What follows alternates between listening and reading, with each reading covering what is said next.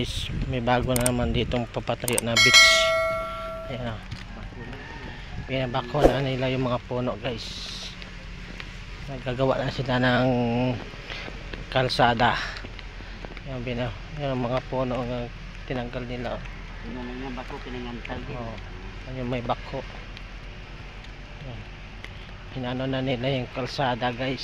Parang gano'n niya gagawin din niya sa nila ng pangpostingan. Kasi hindi niya sinasarahe. Hindi, isasarahe din. Ini-stack lang muna. Hindi, pangpostingan sa mga gawin ng kubo-kubo. Ganyan kalaki. Yung mga marami pang mga puno natitira. Mga ano na guys, mga mugani. Ito mo yung vlog ko.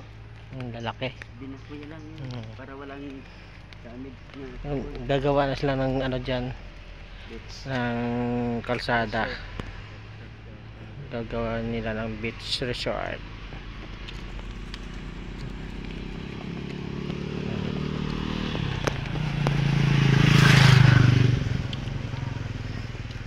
Malawak yan guys. Lagpas siguro yung higit yung lagpas mga 1 hektar. Sobra. Abot pa yan dito. Abot pa yan doon guys. Sa pababa.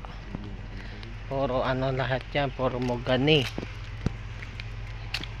Mugani o nara. Nara no? Mugani at saka nara pares lang no? Iba. Ha? Ibang nara, ibang mugani. Mugani. Ito hanggang dito lang. Kanto.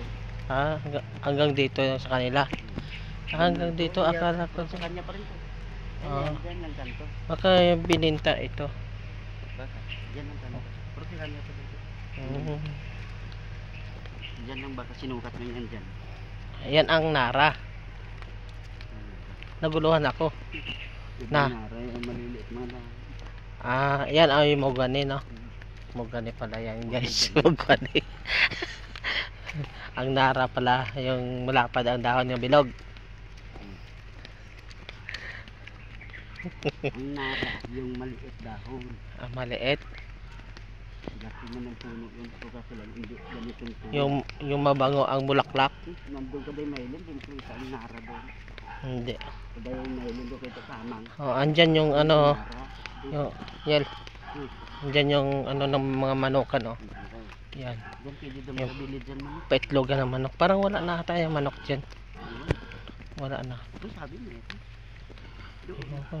Kasi dati nakikita yan dito sa labas. Sa kalsada. Wala. Parang wala na nga. O, silipin mo. Di ba wala na? Wala o. Kaya tinigil na. Tinigil na siguro. Hindi kayo baka lumipat. Baka naggawa sa doon ng malaki ang magandang kwansa manok. Ang daming ano dito. Mugwani.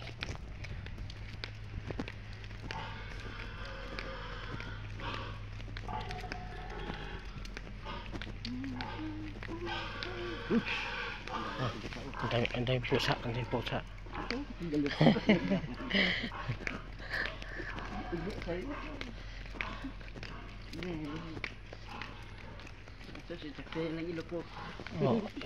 Nilinis na nila dito no?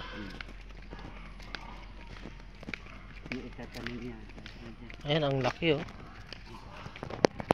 Wala pa yan. Mayroon pa gita. Wala may malaki pa gita. Kaya dito ilang taon na kaya yan? Nagpas siguro na 50 years ano. Ang dagko pa yun dito kay Tualan. Dito sa Lumupon. Dagko dito.